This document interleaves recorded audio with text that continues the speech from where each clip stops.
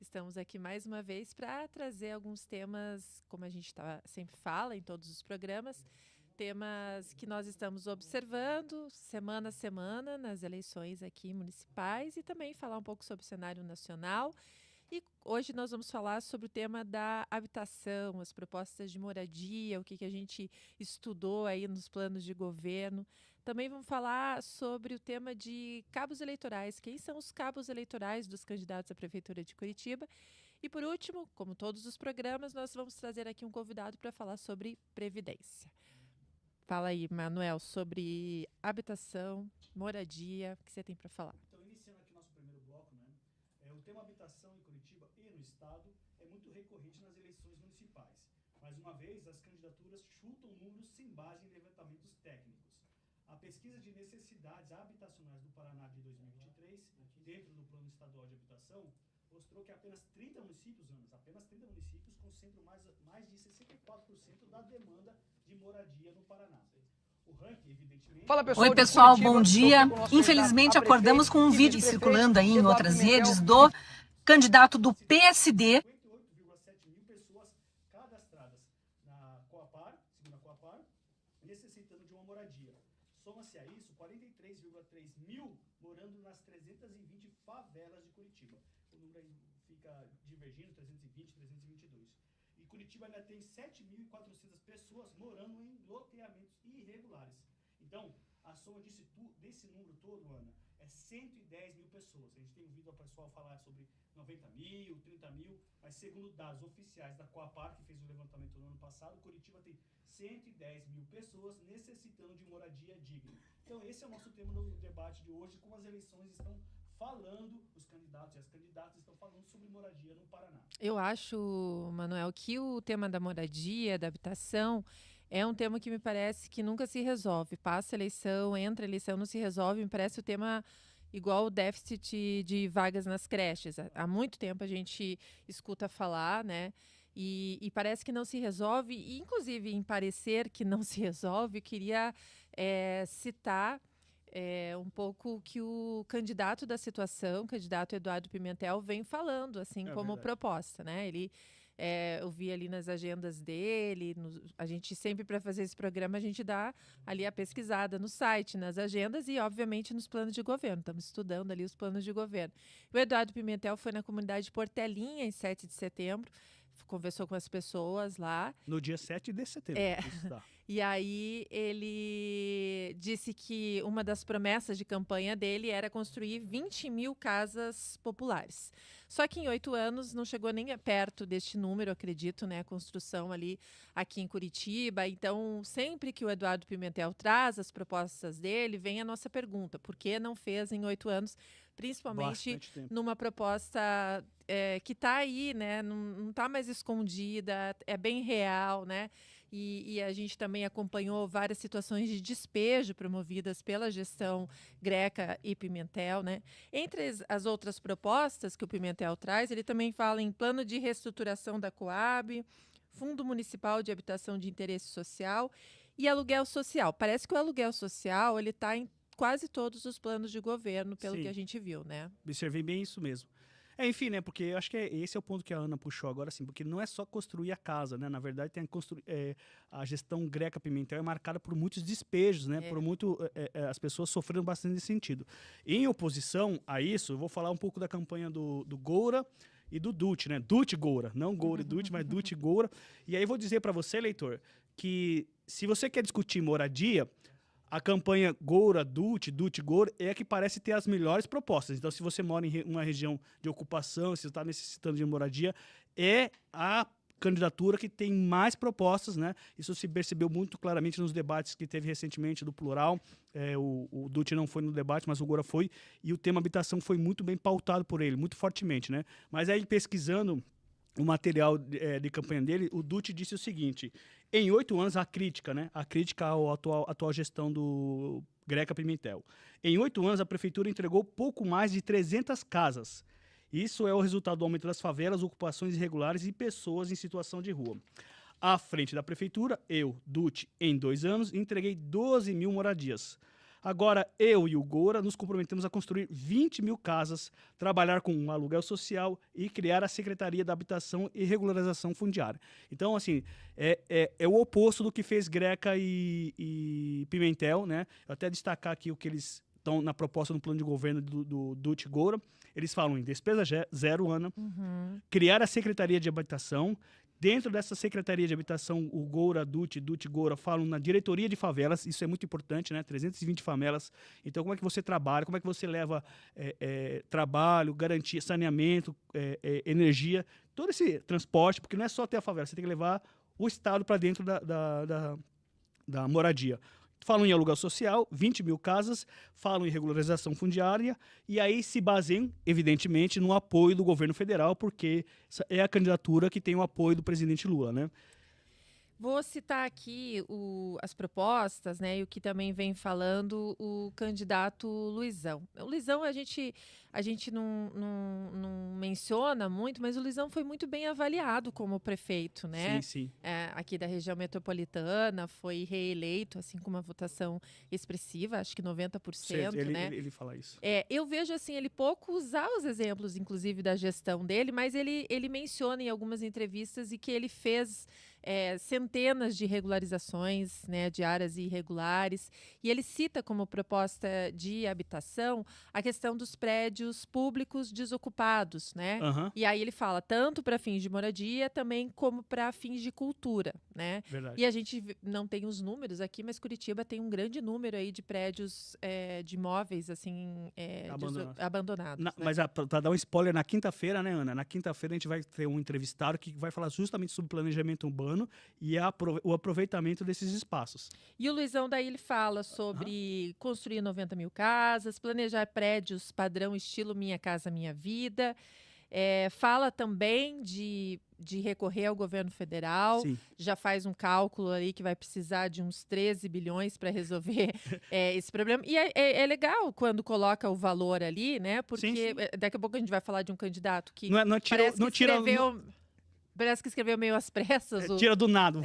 E não coloca, né? Porque senão daí parecem propostas vazias, enfim. Então o Luizão traz essas propostas, fala sobre 5 mil unidades habitacionais por ano, fala sobre readequação da estrutura da Coab, criar Secretaria Municipal de Habitação de Interesse Social, enfim. Mas ele cita aí a experiência que ele teve como prefeito, dizendo que fez aí centenas de regularização. É verdade. Então, a gente está olhando aqui, o Pimentel, que está com bastante proposta na área da habitação, na prática fez muito pouco. Exato. Né? Nós temos o Dutti Goura aqui com bastante proposta e bastante conhecimento de causa. A gente tem que comentar, né? O Dutti, por exemplo, recentemente teve e agora assinou a Carta Compromisso do Forte, né? Que trata da moradia em Curitiba. O Goura sempre está nas ocupações, sempre está trabalhando, lutando contra o despejo, enfim. Então, são duas pessoas que, na prática, né, defendem a moradia popular e defendem as pessoas em situação de dificuldade. Né? E aí, agora, como você citou, a questão do Luizão muito bem, né, que tem esse trabalho realizado em Pinhais e tem estudado o assunto. Né? E outra candidatura também que estuda esse assunto e tem propostas fortes com relação a isso é a da Andréa Caldas, né, do PSOL. A Andréa Caldas também, se a gente puder botar na tela aí, ela tem uma fala no programa de governo dela, que diz assim, em Curitiba, o que prevalece é o interesse das empreiteiras na definição dos terrenos e na arquitetura das unidades habitacionais. Então, essa fala é muito importante, que mostra isso, né? É uma cidade que ela está voltada muito mais para a especulação imobiliária do que realmente dar o direito à moradia digna das pessoas. Vamos retomar, né? Curitiba tem 1.800.000 pessoas, né? E dessas 1.800.000 pessoas, 110 mil pessoas têm necessidades de moradia, né? Então é interessante, no programa da Caldas, da Andréa Caldas, que a gente foi atrás, com o que ela se compromete, né? Ela se compromete a implementar uma política de habitação para a população em situação de rua, ou seja, não é só dormir no equipamento da FAS e no outro dia voltar para a rua. Implementar política de habitação diferenciadas que contemplem mulheres solteiras ou divorciadas. Então, atenção a esse detalhe, né? Ela quer a moradia, mas dando mais atenção às mulheres solteiras e divorciadas. Promover programas habitacionais específicos para idosos de baixa renda. Acho muito interessante esse recorte que ela vai fazendo, né? Ela não só lança o projeto, mas ela tem um olhar social em cima desse projeto. Produção de habitação social e desapropriação e habitação de interesse social. Ou seja, na contramão da especulação imobiliária, ela está observando, como você comentou agora na questão do Thiago e do Luizão, você enxerga a moradia que está desocupada, você desapropria e transforma ela em habitação social, né? Ou seja, candidatos e candidatas com propostas que foram estudadas, né, Ana? E não aconteceu isso, me parece, no plano de governo do Nélio Prévost. Nélio Por quê? Prévost, ele vem apresentando nomes bem criativos das propostas e tal. Daí, quando a gente chega ali no... É pai, é Cristo, é mãe. Mas aí, quando a gente chega ali no capítulo que tá lá, assistência social, e daí o capítulo moradia... Parece que escreveu às pressas, assim, sabe? Então, tem ali em fazer reconhecimento, mapeamento e visitação às áreas de risco. Isso, na verdade, é um serviço que já vem sendo feito, né? Então, não é uma novidade. Fala também de recursos, mas não fala quanto. Fala também de aluguel social. E acredito que, assim, se a gente for fazer uma comparação... são as propostas menos fundamentadas que a gente encontrou. E, infelizmente, aí no plano de governo Nélio Prévost parece que foi escrito meio às pressas. Então vamos fazer um resumo para encerrar esse bloco aqui, né, Ana? Você tem um candidato da situação, que é o Pimentel, né, que nos 8 anos entregaram 300 casas apenas e agora está prometendo fazer um monte de coisas, mas está bem aquém. Você tem o Nélio Prévost, que é o candidato da situação de oposição, que fez o programa Às Pressas, né? E nós temos aí pelo menos outras 3 candidaturas com propostas para moradias que parecem ser bem factíveis, né? Que é o Dutti Gora, a Andréa Caldas e o Luizão / Thiago. Isso. Acho que é isso, né, Manuel, para começar o nosso primeiro bloco, convidando vocês aí, se vocês quiserem deixar comentários, depois também, se quiser assistir o programa na íntegra, depois a gente pode encontrar ali no YouTube do Brasil de Fato, né? Todo o programa. O Brasil de Fato também, ao longo da semana, está colocando alguns cortes, alguns destaques, então vão nos acompanhando e daqui a pouco a gente volta para o segundo bloco. Isso aí, no próximo bloco, fique aí que a gente vai falar dos principais cabos eleitorais de Curitiba. Até daqui a pouco. Não tem vaga nos CMEIs. Horas e horas esperando por atendimento nas UPAs. A passagem mais cara do país. Essa é a Curitiba de verdade. Porém, todos os dias ao sair de casa vemos uma cidade que tenta nos convencer de que é uma Smart City. Que enche a cidade de obras em período de eleição, mas que em 8 anos construiu apenas um CMEI. O foco deveria ser cuidar da população, fortalecer as políticas públicas, melhorando a educação, assistência social, o transporte, a segurança, a saúde. Mas, pelo visto, a prioridade é manter as aparências. Nessas eleições, escolha candidaturas que estejam preocupadas em cuidar das pessoas, que não estejam preocupadas com as propagandas, mas sim com a Curitiba de verdade. Essa é uma campanha do Sismuc. Sindicato pra valer.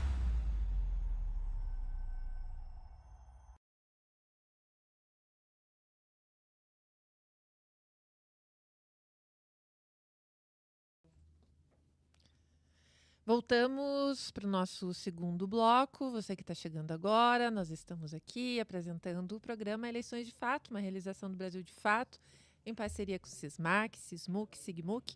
Eu, Ana Carolina Caldas, Manuel. No primeiro bloco, se você perdeu, a gente deu uma passada aí nos planos de governo, como a gente tem feito toda semana. E hoje a gente deu uma conversada, uma debatida, destacada sobre as propostas a respeito de moradia dos candidatos e candidatas à Prefeitura de Curitiba. Nesse segundo bloco, a gente vai conversar e trazer aqui algumas análises a respeito dos cabos eleitorais desta eleição. Nós temos aí figuras públicas, nacionais, estaduais, e a gente vai fazer aqui um ping-pong, né, de quem são os verdadeiros cabos eleitorais dos candidatos e candidatas à Prefeitura de Curitiba. O que você acha, Manuel? Mas a gente vai começar agora, então. Notícia de hoje, quentinha, né? Temos o vídeo aí, produção? A gente pode falar do vídeo depois? Não, podemos fazer agora. Coloca aí, vamos ver. Vamos lá, vamos esperar rapidinho um videozinho assim, porque hoje teve uma discussão no campo da extrema-direita. A extrema-direita ficou agitada com o vídeo que saiu lá, do Pimentel, com um apoio... Vamos ver se entrou. Entrou? do Greca, que é lulista, junto de Nicolas Ferreira, que é um ícone especialmente entre a juventude brasileira, querendo fingir que é conservador de direita, representante dos conservadores de direita, se associando a figuras como Nicolas Ferreira. Eu, sinceramente, não sei quem está por trás dessa manobra. Eles estão colocando que se você não votar no candidato preparadinho pelo lulista Greca, você estará entregando Curitiba para a esquerda, que é representada por Dutti, que tem o apoio do PT. É mentira, eles estão forjando um apoio na população que não existe. Não leve em consideração essas pesquisas feitas por institutos de pesquisa que são comandados por políticos, aliados desse sistema podre que domina o Paraná há tanto tempo. Não se deixe enganar pela conversinha frouxa de gente do PSD. PSD não. Cristina Grêmio, 35, única candidata de direita à Prefeitura de Curitiba e serei a primeira prefeita da nossa cidade.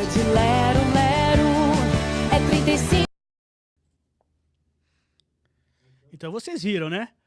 Hein, Ana? O tema na eleição de Curitiba hoje esquentou, né? A gente não estava nem previsto a gente passar esse vídeo hoje no programa.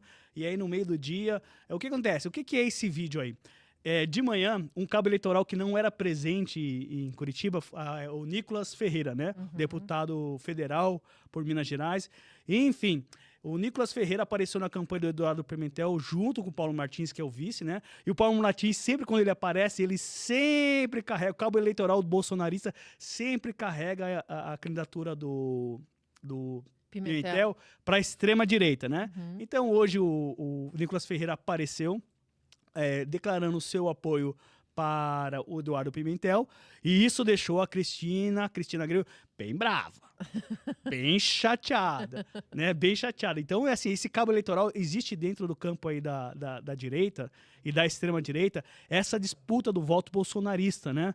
E se o Bolsonaro não declara explicitamente voto, né? Porque a Cristina já deu entrevistas falando, não, o Bolsonaro é meu candidato, ele disse que vai votar em mim, mas aí o Bolsonaro já apareceu ao lado do Eduardo Pimentel no início da campanha, e agora esse vídeo aí mostrando isso, né? Enfim, tá complicada a situação, e eu vou dizer uma coisa, e aí já vou puxar que, na verdade, Ana, na minha leitura, né, esse vídeo, tanto do Eduardo Pimentel quanto da Cristina, deixa o prefeito Rafael Greca muito chateado. Tá chateado. Ele fica muito chateado. Secundarizado, não está sendo disputado, me parece. Não, e ele é o principal cabo eleitoral de Curitiba, né? O Greca é o principal cabo eleitoral. É estranho até ver, porque o Rafael Greca é bem avaliado, né? Assim, enquanto prefeito, né? Nas avaliações. E o Pimentel me parece que está secundarizando o apoio do Rafael Greca e disputando, talvez, aí os bolsonaristas, os votos bolsonaristas, né, Manuel? Não, é isso. E o Greca, ele fica assim, vai falar, o menino do Pimentel deixa o Greca chateado, porque, assim, a gente tem que lembrar do fato de que o Greca tentou se afastar desse tipo de voto, né? E ele, como cabo eleitoral, ele tentou se afastar e agora aparece assim. E aí você faz o quê? Nessa disputa de cabos eleitorais, você, de alguma forma, o Dudu Pimentel, ele busca esse voto extremista, de extrema-direita, mas ele se divorcia do voto da classe média, do voto católico, etc. e tal, porque, de alguma forma, essas pessoas não apoiaram, por exemplo, a questão da vacina, a questão de vários outros temas que são caros aos curitibanos. Enfim, esse é o debate, né? Então você tem um Greca de um lado, Bolsonaro, esse caminho para a extrema-direita que o Paulo Martins tenta ter como cabo eleitoral. Mas do outro lado, tá faltando, por exemplo, em Curitiba a gente não vê a figura do Lula, né, Ana? Deixa eu só perguntar aqui pra produção, é pra gente chamar de novo o vídeo, Lucas? Chamamos o vídeo do Pimentel agora? Então vamos ver o vídeo do Pimentel para contextualizar o que ele está falando. Cabo eleitoral. Estou aqui com o nosso candidato a prefeito e vice-prefeito, Eduardo Pimentel e Paulo Eduardo Martins, um amigo aí de longa data, eu acompanho desde o SBT. E faz tempo. E a gente sabe da importância de lutarmos contra a esquerda. E aqui em Curitiba, o PSD está contra o Partido Socialista Brasileiro e o PT juntos. Ou seja, a escolha fica de fato aí fácil. Então, no dia 6 de outubro, faça a melhor escolha para Curitiba. Obrigado, meu irmão. Obrigado pela força, é isso. Vamos lutar muito pelo Brasil. Há muito a ser feito e a gente vai fazer junto. Obrigado pelo teu apoio, Nicolas. Parabéns pelo seu trabalho. E aqui em Curitiba, o 55 vai avançar e defende sempre a inocência das nossas crianças, a vida e sempre contra as drogas. Estamos juntos. Tamo junto. Valeu. Então é isso, Ana. Você vê a candidatura com Greca, que, na minha leitura, é o principal cabo eleitoral de Curitiba, né? Muito bem avaliado. Mas aí você tem um vice Paulo Martins puxando o Eduardo Pimentel para a direita e buscando esse voto extremista, esse voto da extrema-direita, que defende uma madeira de piroca, enfim, essas coisas. Deixa eu puxar um outro cabo eleitoral, Aham. que é o Ratinho, né? O Ratinho, me parece que a gente teve uma imagem aí na pré-campanha ou na campanha do Ratinho levando num hotel ali o Acho que, se eu não me Pimentel. engano, foi lá no Rio Grande do Sul, né? Levando o Pimentel, tem uma imagem, né, do Pimentel e do Ratinho sendo recebidos pelo Bolsonaro. Então, o Ratinho não está sendo muito explícito ali no apoio ao Pimentel. Fala, mas pessoal de certo, Curitiba. nos Estou bastidores está trabalhando para isso. E tem o Ney Prevô, né, que fica ali sem o apoio do Ratinho. Eu acredito que ele também fica assim meio como uma Cristina ali, né, esperando que Ratinho o apoiasse, porque ele já declarou, inclusive no debate do Plural, o Ney Prevô fala que ele nunca, acho que a Cristina falou, alguém falou que ele seria da base do Greca, e ele disse que ele nunca foi da base do Greca, mas aí ele diz, mas sou Da base da base de apoio do Ratinho, e elogiou o Ratinho, mas não tem o apoio do Ratinho. O Ratinho também está ali fazendo a defesa, né, não tão explícita do Pimentel. Não, mas na verdade assim, nós temos cabos eleitorais que não aparecem na campanha, né? Nesse caso, como você citou o Ney, o Ney tem o apoio do Sérgio Moro, né? Do senador, ex-juiz Sérgio Moro, que está ali Com a vice, com né, a Rosângela vice. Moro. Mas também não aparece, Não né? Nem tá. a própria vice está aparecendo muito exatamente. na campanha. Não sei qual é a decisão da campanha dela não aparecer, se já Não foi ao desistiu, debate. se já desistiu da campanha, porque ela sequer aparece na campanha. A gente tinha uma expectativa, né, de que ela fosse atuante e fosse talvez uma peça-chave ali, né, de disputa mesmo nesse campo, mas não aconteceu. E aí tem o Lula. Mas tem o Lula. Então, deixa eu te interromper um pouquinho, Ana, mas eu acho que tá interessante isso, né? Porque se a gente vê o Rafael Greca muito presente na campanha ali, aparecendo nos vídeos do Eduardo Pimentel, a gente tem os cabos eleitorais que não aparecem, né? A gente acabou de falar, o Moro não aparece, o Dallagnol não aparece, tanto o Ratinho, talvez só com a máquina, e o Lula também. O Lula a gente não. Enquanto em São Paulo... ele tá bem atuante. Bem atuante, o Boulos fala dele o tempo todo, ontem teve um debate, o Lula a gente não vê ele falar aqui em Curitiba. Mas eu acho que o Dutti ele teve uma grande resistência por parte da esquerda, até porque tem uma trajetória ali do partido dele ter votado contra pautas da esquerda, do PT, enfim, isso foi muito debatido dentro do Partido dos Trabalhadores e da esquerda, mas o Dutti, mais uma vez, né, acho que é importante destacar, ele tem feito, acho que as agendas mais progressistas aí, e para ele, né, para a caminhada dele, chama atenção, né? Ele tem ido às comunidades, às ocupações, ele tem feito agendas bastante progressistas e ele e o Gora dizem, nós somos os candidatos do presidente Lula e elogiam os programas do Lula. Então, ali está bem, apesar do Lula não vir até Curitiba, eles se utilizam ali do Lula como cabo eleitoral e não só no discurso, mas eu acho que indo nessas agendas, se caracterizando mesmo como uma pessoa alinhada às pautas do Lula, a um governo do Lula, enfim. Então, eu acho que está bem alinhado essa questão aí do Dutti e o apoio do Lula, né? É verdade.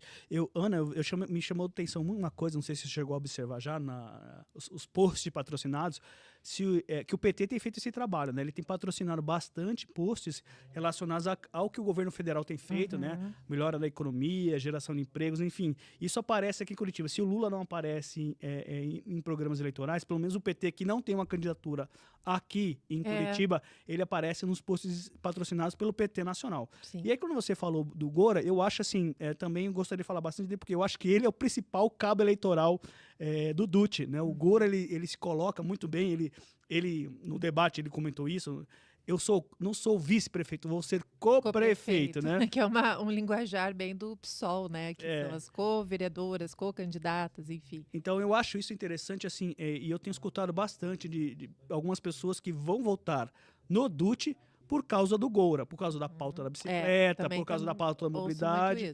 Então, enfim, esse é um cabo eleitoral que está muito próximo e que pode, uma hora ou outra, ser prefeito de Curitiba, né, Arthur? E essa chapa, né, Dutti-Gora, inclusive a campanha é Dutti-Gora, deixa bem explícito os dois nomes. Eles não têm disputado o voto da direita. Não tem disputado, né? Porque algumas vezes as campanhas podem ter essa estratégia. Eles têm feito as pautas progressistas alinhadas ao governo Lula. Isso está muito claro, assim, né? Eu acho que eles estão disputando ali o espaço do voto popular mesmo, o voto dos trabalhadores, das trabalhadoras, enfim. É isso aí. Para a gente terminar aí o segundo bloco, eu queria só fazer uma menção aqui, gente, a uma matéria que o Sismuc publicou.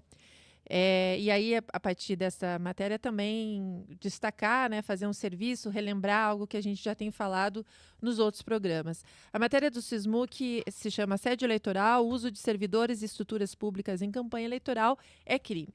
E nessa matéria, o Sismuc denuncia que a gestão atual, a prefeitura, teria distribuído crachás novos para os servidores da saúde com cores e marcas muito semelhantes à campanha do Pimentel. E, segundo o sindicato, isso pode ser, né, incorrer em probidade administrativa e também que eles estejam utilizando a máquina para fazer campanha. Então, a gente lembra que qualquer tipo de prática de assédio eleitoral deve ser denunciado no Ministério Público do Trabalho, no Tribunal Regional Eleitoral, no próprio sindicato. Busque o sindicato para fazer essa denúncia. Eu acho que isso é bem importante da gente destacar todos esses programas. Verdade. Bom, pessoal, então a gente vai para um rápido intervalo, né, Ana? Sim. E na volta a gente tem a entrevista com o Ludimar Rafaim. Ele é advogado especialista em previdência pública. Então a gente vai para um intervalo e já voltamos com eleições de fato.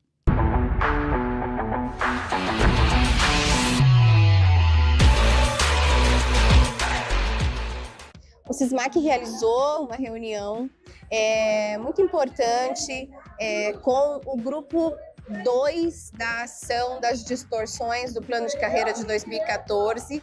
Nós hoje pudemos conversar com as pessoas, explicando o andamento do processo. As pessoas puderam ter acesso aos valores que elas têm para receber. E nós demos também o andamento do processo e como será daqui para frente. Então, nós que já tínhamos realizado uma live para explicar o processo, hoje podemos ter esse contato mais de perto com essas pessoas que haviam sido excluídas, né, de uma ação das distorções e que agora, na nossa gestão, nós conseguimos restabelecer esse direito para essas 1.900 professoras aposentadas.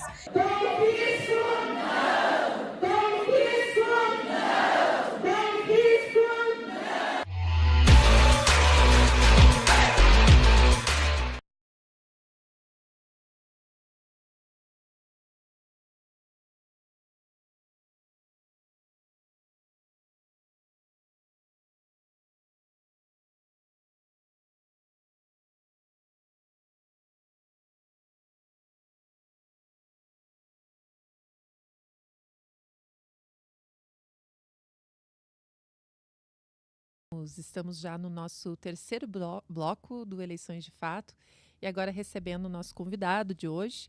Estamos recebendo o Ludimar Rafaim, advogado especialista em previdência pública, que atua em sindicatos de servidores municipais, o judiciário e muito mais. E nós vamos conversar aqui com o Ludimar sobre a questão da previdência. Ludimar, quer dar um oi antes da gente fazer a primeira pergunta? Olá, boa noite a todos e todas que estão nos assistindo. Né? Espero poder contribuir com o debate sobre o tema que me propuseram. Mas olha, quem vai contribuir é você. Nós vamos fazer 2 blocos aqui com o Ludimar. Vou fazer aqui a primeira pergunta. Ludimar, o pacotaço foi aprovado em 2017 pelo prefeito Rafael Greca e naquela época ele vendeu a ideia que o modelo seria exemplo para a reforma de previdência feita pelo Michel Temer. Queria que você explicasse um pouco o que foi aprovado em 2017 e se serviu de exemplo positivo, negativo, para as mudanças previdenciárias no Brasil. Enquanto eu esperava aqui, Ana, eu escutava você e o Manuel falando das coisas que eles não fizeram. Sim. Eu vou falar um pouco das coisas que eles fizeram. Tá bom. Do conjunto de maldades que eles fizeram no município de Curitiba. Então, é importante, para falar do pacote 2017, a gente precisa lembrar um pouquinho antes. É isso que eu vou fazer muito rapidamente. Tá bom. Nós vimos... a minha vinculação com o Serviço Público Municipal é de 38 anos. Né? Em alguma condição ou outra, sempre estive vinculado. Nós vimos numa toada aí de conquista dos servidores municipais de Curitiba. Nós tivemos, durante o governo do Luciano Dutti, né, 3 importantes conquistas dos servidores municipais de Curitiba, que é a incorporação da gratificação especial dos médicos de 100% ao vencimento base. Após a luta dos servidores da odontologia, também a eles estendida essa gratificação, e a redução da jornada para 30 horas semanais dos trabalhadores da saúde, quase na sua totalidade. Ficou um remanescente aí que depois, né, ocorreu isso. E nós tivemos, então, daí na gestão do próximo prefeito, nós tivemos a criação de planos de carreiras específicos novos. Né? Próximo prefeito, Gustavo Frutti. Gustavo Frutti. Okay. Né? Tivemos os planos de carreiras da Guarda Municipal, do Magistério e dos servidores como um todo. Né? A gente chama do quadro geral. Esses planos de carreiras foram implementados, eles eram planos bons para os servidores, foram implementados até um determinado momento e depois a última etapa não se concretizou, mas os planos eram importantes. O Rafael Greco, quando assumiu em 2017, primeiro vamos lembrar que o Rafael Greco, quando foi prefeito da primeira vez, também ele suprimiu o direito dos servidores. Você lembra o ano disso aí? 96. 96, acho que 96. Foi numa combinadinha entre ele e o Cássio Taniguchi, né? Um começou e o outro terminou o serviço de extinguir direitos, principalmente a progressão dos servidores. Então, os servidores ficaram de 97 até 2004, os servidores como um todo, e o magistério de 97 até 2001, sem qualquer plano de carreiras, obra deles. Tá? E em 2017, então, veio o chamado pacotaço. Eu lembrava essa semana, estava lá na Ópera de Arame, participando de uma outra atividade, e eu lembrei que esse pacotaço foi aprovado lá na Ópera de Arame. É bom lembrar, né, Ludmar? Sobre bombas, policiamento, gás lacrimogêneo. Primeiro na Câmara Municipal, né? E depois lá. Depois lá, eu lembro. Cavalaria, armados, gás lacrimogêneo e os vereadores guardadinhos lá dentro da Ópera de Arame. Exatamente. Como o Ratinho fez na reforma da Previdência em 2019 dos demais servidores. Vamos falar isso daqui a pouco. Vamos falar daqui a um pouco. Então, assim, o que aconteceu em 2017, basicamente, daí na segunda parte a gente fala bem especificamente a parte previdenciária. Ele adiou a database, ele congelou todos os planos de carreira dos servidores como um todo, do magistério, da Guarda Municipal, dos auditores fiscais, dos procuradores do município, a transição dos técnicos e auxiliares de enfermagem, tudo isso o pessoal tem que lembrar agora, que isso foi em 2017. Ele mudou a fórmula de cálculo do 13º, fazendo pela média e piorando com isso. Ele suprimiu o direito ao auxílio alimentação em caso de faltas e tal, e várias outras maldades que foram feitas, que eu chamo a geração das leis 15.000. Foi a 15.042, 15.043, 44, 45 e assim sucessivamente. Então, nesse período, vários direitos foram suprimidos dos servidores. E os servidores ficaram com seus planos de carreiras congelados, sua trajetória na carreira congelada, com a data base postergada, e depois ainda veio a 173 do Bolsonaro, que congelou por mais 1 ano e 8 meses o reajuste dos servidores. Então, eles conseguiram, de uma forma conjugada, suprimir vários direitos. E nesse período ali também, e eu achei esse um detalhe importante, todo mundo fala do confisco dos aposentados, mas não lembra que foi nesse momento que o Rafael Greco fez uma mudança importante. Qual a mudança importante?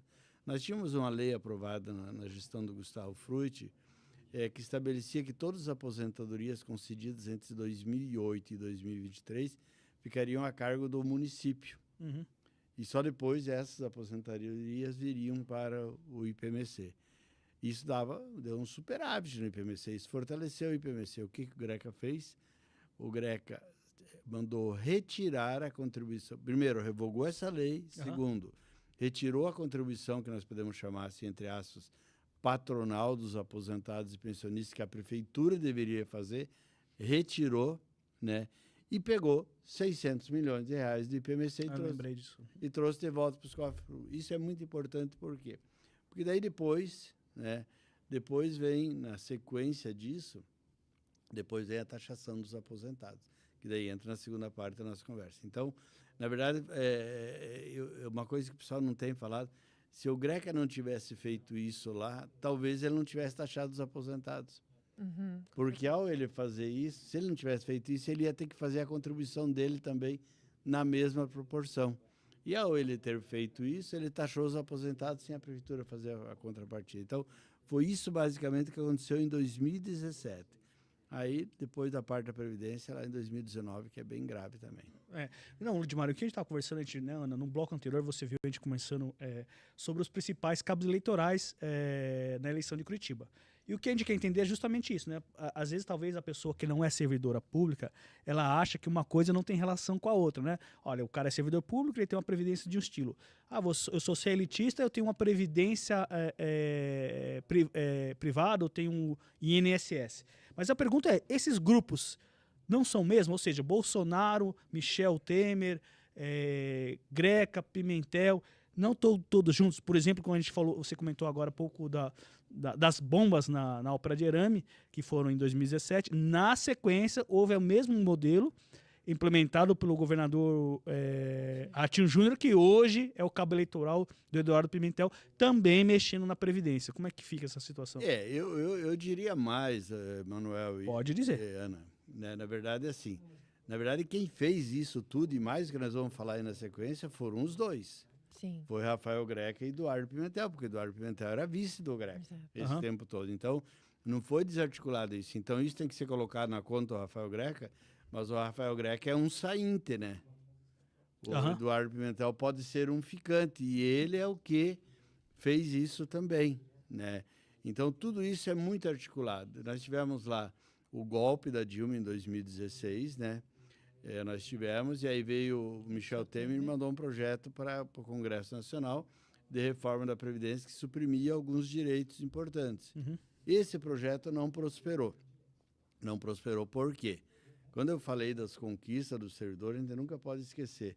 Parece no timbre ali os sindicatos que estão nesse projeto e vocês aqui também. O que significa? Sempre foi resultado da luta.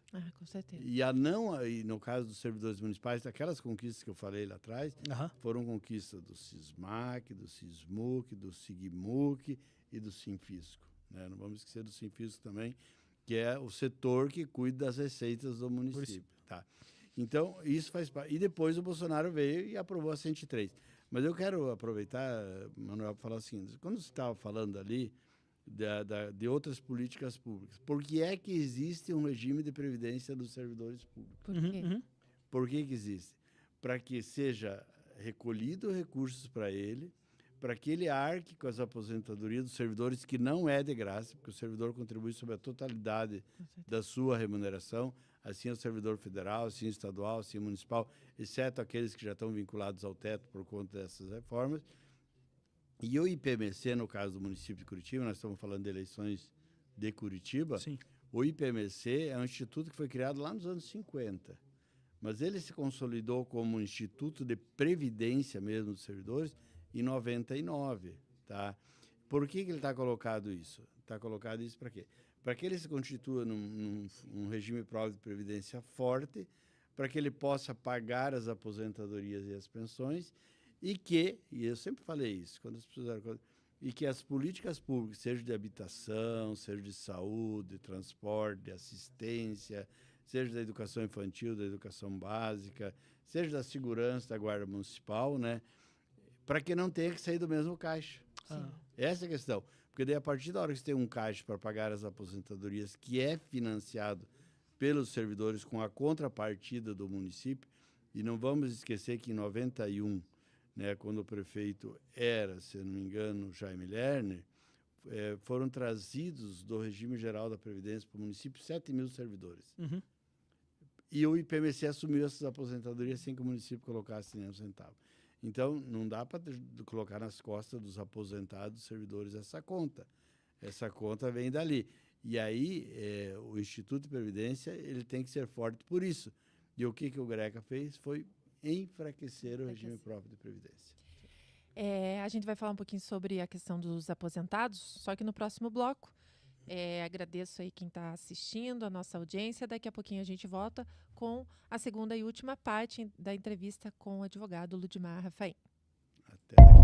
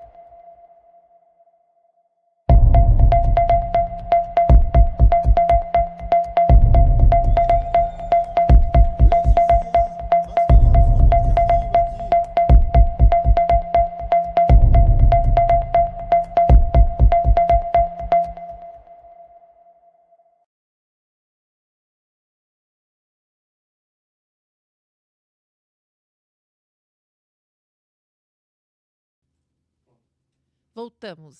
Para quem está chegando agora, a gente está entrando aí no nosso segundo e último bloco de entrevista com o advogado Ludimar Rafaim, falando um pouco sobre a questão da Previdência, sobre o que já aconteceu aqui em Curitiba, e também vamos conversar aqui um pouquinho sobre o que os candidatos estão conversando a respeito desse tema da Previdência. Mas, para continuar a conversa, Ludimar, você citou e disse, inclusive, que iria tratar melhor agora neste bloco, que é sobre a redução de alíquota para os aposentados. O que seria isso e como que isso está impactando, na verdade, fazer a redução da alíquota é viável?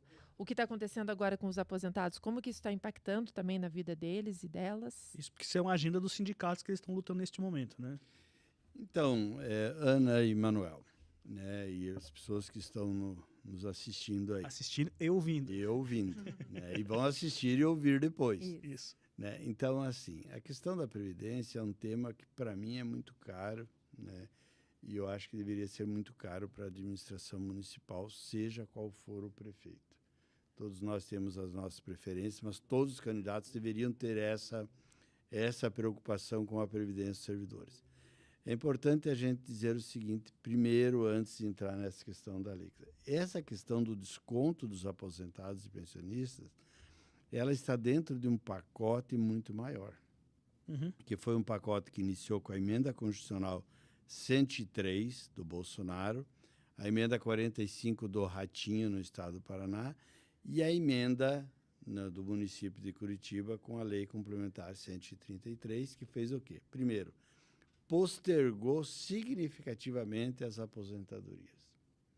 Segundo, com a criação dos regimes complementares de previdência, estabeleceu um teto na contribuição. Então, eu sempre falo, o servidor público passou a contribuir mais, para trabalhar mais, para receber menos quando for aposentado. Aconteceu a mesma coisa na Previdência, né? É disso que estou falando, da Exatamente. Previdência, que a pessoa está... Não só do servidor, mas em geral. Do geral. Isso. E aí tem uma diferença importante, que daí nós entramos na discussão. Sim, porque hoje as regras de concessão de aposentadoria de 2019 para cá, elas ficaram idênticas. Na verdade, piorou para os servidores públicos em relação ao regime geral. Eu falo com muita tranquilidade isso. Por quê? Porque as regras ficaram as mesmas e há uma diferença significativa. Até 2003, não havia a contribuição previdenciária dos aposentados e pensionistas. A Prefeitura de Curitiba descontou de 98 a 2003, o Governo do Estado descontou de 98 a 2003, só que tiveram que devolver todo esse dinheiro. Eu lembro que, na época, para os aposentados do município de Curitiba, foram devolvidos mais de 20 milhões de reais de desconto indevido feito dos aposentados e pensionistas. Com a emenda 41 em 2003, ficou estabelecido que os aposentados e pensionistas contribuíam, mas apenas naquilo que excedesse o teto do regime geral da Previdência, que hoje é R$ 7.826. E, para os portadores de doenças graves e incuráveis, a contribuição é sobre o que excede o dobro disso, que hoje seria em torno de R$16 mil. Pouquíssimos servidores recebem isso. Então, portanto, pouquíssimos servidores contribuíam com a Previdência depois de aposentado. Isso é um privilégio? Não. Porque no INSS, depois que a pessoa se aposenta, ela não contribui mais com a Previdência. Ela se aposenta até o teto de 7.800 que eu já falei, mas ela não contribui mais com a Previdência, salvo se ela continuar trabalhando, mas ela contribui sobre o salário dela, nunca sobre a Previdência. Então, é uma questão de justiça. Então, por isso que o Supremo Tribunal Federal, já em 2004, disse que o desconto previdenciário não deveria ser sobre a metade do teto, mas sobre o teto inteiro e sobre o dobro do teto. O que fez o governo federal e o que fez o governo do estado e o que fez o Rafael Greca em Curitiba? Aliás, o Rafael Greca... Você fala o governo federal, vamos lá. Governo Bolsonaro, Ratinho e Rafael Greca e Eduardo. Então, todo mundo junto agora. Todo mundo junto agora. Eduardo. Então, o que eles fizeram? Eles estabeleceram que aposentados e pensionistas poderiam passar a contribuir naquilo que excedesse o teto do regime geral, naquilo que excedesse um salário mínimo. Então, se pegar a emenda 103, ela diz que o aposentado pensionista deve contribuir deve contribuir, né, na cabeça deles, e pode ser estabelecido a partir de um salário mínimo. E aí tem outras coisas, é possível a alíquota progressiva, é possível a chamada contribuição extraordinária, que se eles acharem que o IPMC está com dificuldades, pode taxar ainda mais o aposentado tem que lembrar disso. Né? Então, o que acontece? Aquilo que excede um salário mínimo. O governo do estado optou por taxar naquilo que excede 3 salários mínimos. No governo federal é aquilo que excede um salário mínimo. A maior parte dos municípios do Paraná é naquilo que excede um salário mínimo. E no caso de Curitiba, é naquilo que excede 2 salários mínimos. Uhum. Então, vou pegar um exemplo bem concreto. Uma pessoa que ganhasse R$8.000 de aposentadoria. Uhum. A contribuição na Previdência dela era sobre R$120. Uhum. Ou fosse 4%, porque a Prefeitura de Curitiba já teve 4%, já teve 8%, já teve 8,8%, já teve 11% e agora é 14%. Isso. Então, a pessoa contribuía 14% sobre R$100. O que ele fazia? Contribuía R$14. Uhum. Agora, com a mudança que teve em Curitiba, que é naquilo que excede 2 salários mínimos, portanto, R$2.800, a pessoa está contribuindo com R$600. Meu Deus. Então, eu participei de uma reunião no gabinete do prefeito, na Secretaria de Governo, estava a representação do IPMC também, junto com os sindicatos, e uma professora chorou na mesa, dizendo que aquilo que estavam tirando dela era aquilo que ela usava para pagar o aluguel da casa dela, porque durante a vida inteira ela não conseguiu comprar uma casa. Ludmar, eu fiz entrevistas com aposentados para tratar desse tema, e tem aposentado voltando a trabalhar. Exatamente, não. E aí a gente pega... Voltando a trabalhar em trabalhos assim que não... Professores trabalhando de Uber, fazendo bolo. Não, e só para fazer uma aspa no que você disse aí, Ana... E até dando aulas particulares. E devolver a palavra ao Ludmar, eu também fiz uma matéria recentemente falando sobre a lei de responsabilidade fiscal, que no governo Greca iniciou em 51% e agora está em 39%. Ou seja, está sobrando dinheiro. Sim. Mas de algum lugar não está sobrando dinheiro, justamente dessas pessoas. Pelando os aposentados. Porque daí assim, tá vendo agora que fechar o ciclo do raciocínio? Ele primeiro se desonerou, porque senão ele teria que estar pagando 14% naquilo que excede 2 salários mínimos.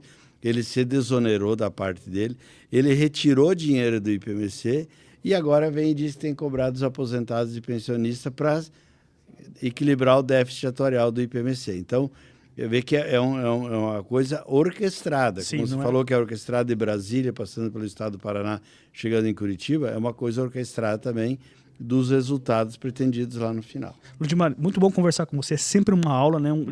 É muito conhecimento, porque as pessoas às vezes acham que é difícil esse tema. É difícil e é aleatório. E é isso que eu queria encerrar, porque assim, o Eleições de Fato, um do propósito do Eleições de Fato é justamente trazer para o debate temas que não estão sendo discutidos na eleição. Muito assunto que passa do lado. E a Previdência não está sendo discutida, porque as pessoas acham que não... a Previdência é só um negócio nacional, a gente não tem que discutir, ou é só um assunto de interesse dos servidores públicos, não tem impacto na população.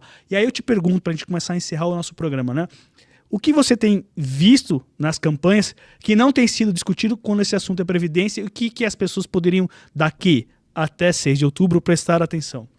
Então, primeiro, eu vou usar uma expressão meio forte aqui. É mentira que a Prefeitura de Curitiba tinha que ter feito essa reforma da Previdência. Fala para eles ali na Câmara. É mentira que a Prefeitura de Curitiba, o município de Curitiba, deveria ter feito a reforma da Previdência. Por que mentira? Porque a única coisa que ficou da emenda de 103, que era compulsório, era a alíquota de 14%. Isso de 11% para 14%, o significado é pequeno do ponto de vista de prejuízo do servidor. É um prejuízo? É. Agora, o grande prejuízo causado aos servidores municipais de Curitiba, aos ativos, é essa postergação da aposentadoria.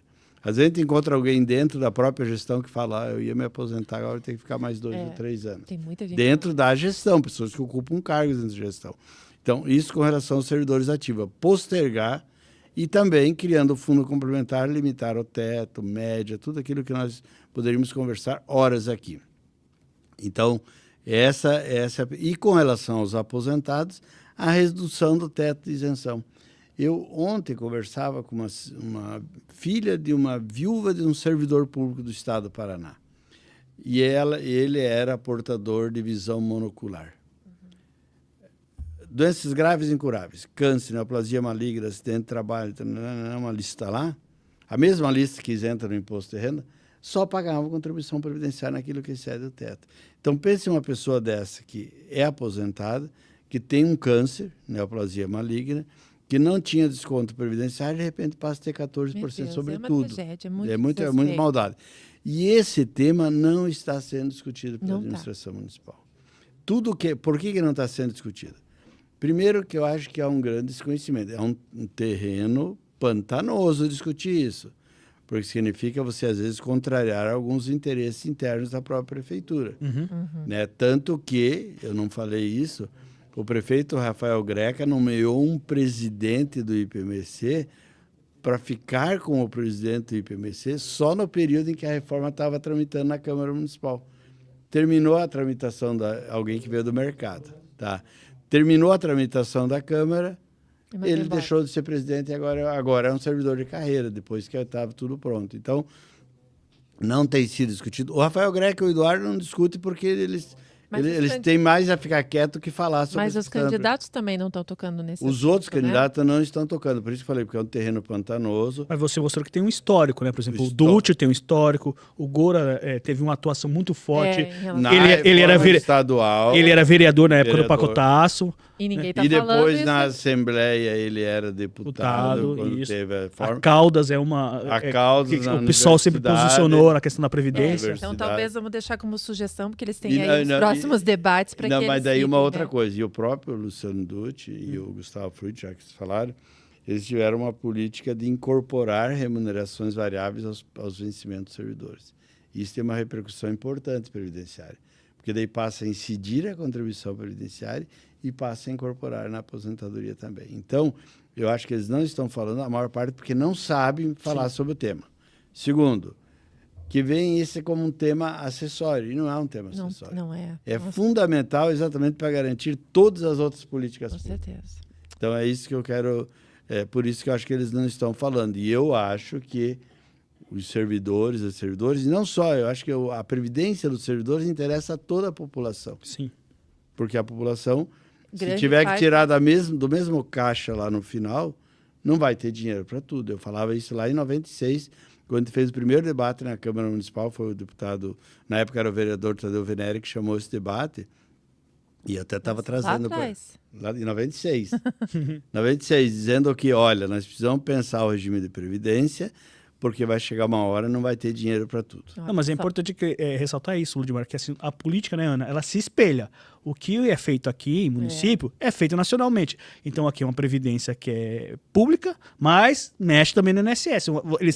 Eles aprendem as maldades, né, e se conversam entre elas. E a última coisa, para não ultrapassar exageradamente o tema. Então, assim, eu não diria que o governo federal se espelhou na reforma de Curitiba. Porque, na verdade, a reforma de Curitiba foi uma cópia. É o Michel Temer e... A do Michel Temer não passou no Congresso Nacional. Mas a do Bolsonaro... Graças à mobilização dos trabalhadores que foram para os aeroportos, abordar deputados federais, estaduais, de direita e de esquerda. Tá? Eu acho que a gente tem que lembrar isso, que assim, nós sabemos que essa questão da Previdência, até pelo desconhecimento, nós tivemos votos inesperados na reforma da Previdência. Né? Então, mas graças à mobilização não passou do Temer. Mas daí a do Bolsonaro passou por quê? Porque daí ele fez uma jogada esperta. Ele remeteu aos estados e municípios fazerem a sua reforma. Então, onde era mais forte a resistência, conseguiu impedir. Por exemplo, o Sismuc e o Sismac assumiram a gestão quando estava na Câmara já o projeto. Araucária, que já tinha uma história maior, até hoje eles não conseguiram aprovar a reforma da Previdência. Eles fizeram bastante mobilização em Araucária. Fortíssimas né? mobilizações, o Cismar, o Cifar, chamaram fortíssimas mobilizações. Tudo tem um preço. Sim. Mas fizeram mobilizações e até agora... No Estado também teve muita luta, mas passou, né? Passou, porque daí talvez, eu vou dizer assim, naquele período eu participei de aproximadamente 60, 70 debates pelo Estado. E eu me espanta porque a maior parte, inclusive de alguns dirigentes, que não conhece essa história e não sabe a repercussão que a questão previdenciária tem. Ludmar, por Então isso que é a isso. gente te agradece, porque a gente sabe que tem que prestar muita atenção nesse tema, incorporar... Eu quero me aposentar. Incorporar nos nossos debates e espero que a gente possa fazer aqui alguns cortes aí da tua fala para colocar ali nas redes sociais do Brasil de Fato, para a gente divulgar esse tema, que é bastante importante. Então, eu te agradeço mais uma vez e passo aí para o Manuel para a gente fazer o nosso encerramento. Então, mais uma vez, eu gostaria de agradecer ao Ludmar, a minha companheira aqui de apresentação, a Ana, né? Agradecer ao Sismuc, Sismac e o Sigmu que patrocinam a gente e convidar vocês que, olha, não é na próxima terça-feira, é na quinta-feira, também conhecido como depois de amanhã, o nosso próximo episódio, o 5º episódio, Ana, que a gente vai tratar das propostas da saúde. Então, o que as candidaturas estão falando sobre saúde, tanto serviço público como para a população, né? A gente vai falar um pouquinho das mulheres, né? Como está sendo abordada as mulheres, enfim, se elas estão sendo respeitadas, se tem políticas para elas. E vamos falar sobre planejamento urbano, né? O abandono do centro e dos bairros. Então, na próxima quinta-feira, às 18h30, nós estaremos aqui novamente com Eleições de Fato. Até lá, um abraço, tchau. Tchau, tchau. Tchau.